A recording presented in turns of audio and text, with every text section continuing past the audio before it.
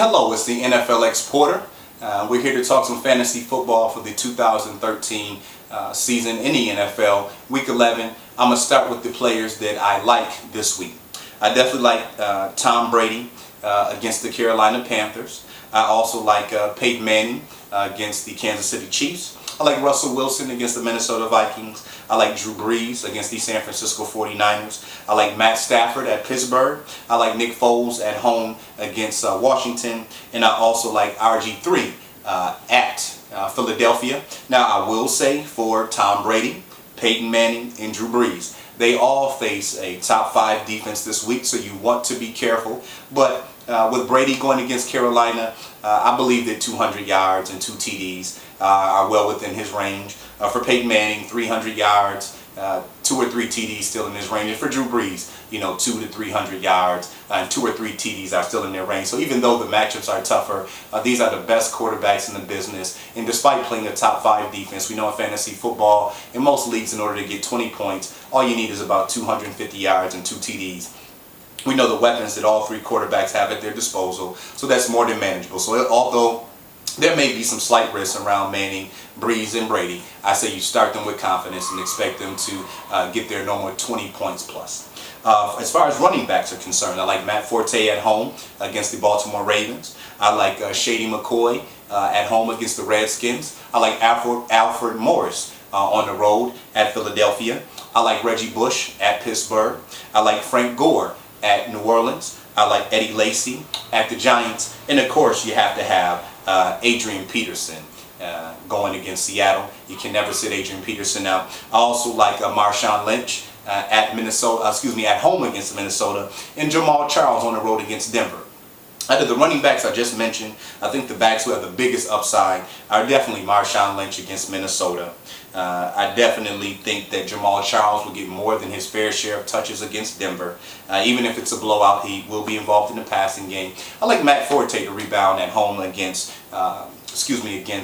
Baltimore. And I also like both Shady McCoy and Alfred Morris, who teams play each other, Washington or Philadelphia. Not really the best run defenses, and both those running backs are red hot right now. Moving over to the wide receivers, I like Brandon Marshall at home against the Ravens. I like Riley Cooper and Deshaun Jackson going against a weak Redskins secondary. I like Pierre Garçon against Philadelphia's defense.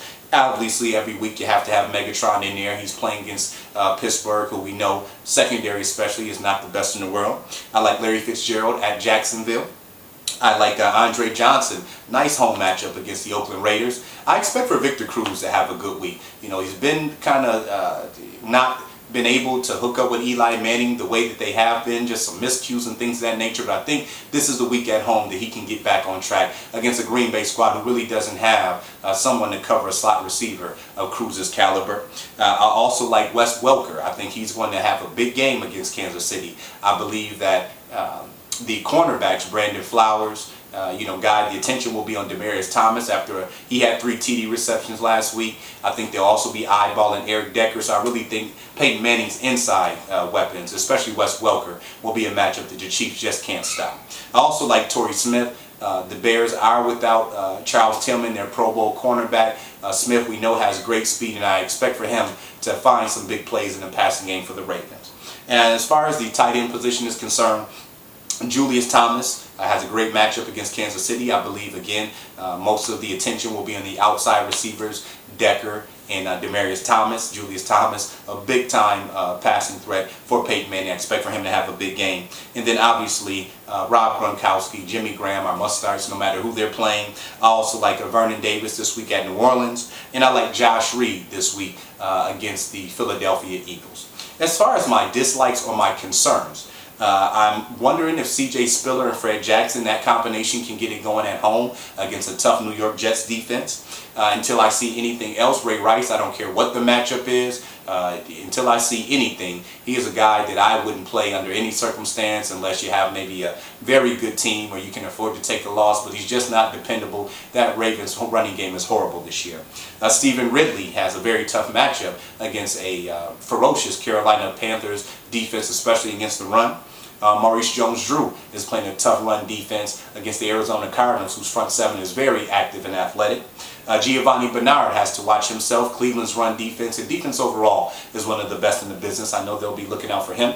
As far as quarterbacks are concerned, Andy Dalton, I believe, will have another subpar week against that Cleveland defense. I think that Joe Flacco will have a mediocre game against the Bears defense. Ben Roethlisberger, I don't see him having tons of success against the Detroit Lions. Matt Ryan, I believe, will continue to struggle against Tampa Bay. Phillip Rivers is one you want to keep your eye on. Again, that Miami defense can bring the heat with Cameron Wake. We know that San Diego can become one-dimensional, and the Dolphins' defense is tough. It is their offense that's really the problem, so that'll be key. That game is in Miami. We'll see how Phillip Rivers fares. Colin Kaepernick is also another guy you have to watch. Especially if the 49ers run game is unable to get it going. They get down early and get in a lot of pass situations.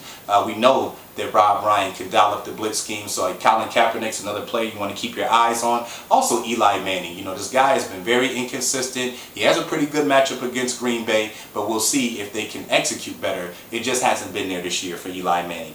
Also Alex Smith. This is a game for him where stats-wise he should be able to do it playing against Denver, but I'm not quite sold. If Alex Smith can come through and have a big game this week, I will be a believer, but I don't think this is the week for him. I think against that Denver Bronco defense, especially at home, it'll turn into a track race, and he just doesn't have the weapons to provide on an accurate basis. You also want to watch Cam Newton, but again, another guy who can do it on the ground, so I don't think that big of a threat. Guys like A.J. Green versus Cleveland, Vincent Jackson versus Atlanta, of course, they get all the attention.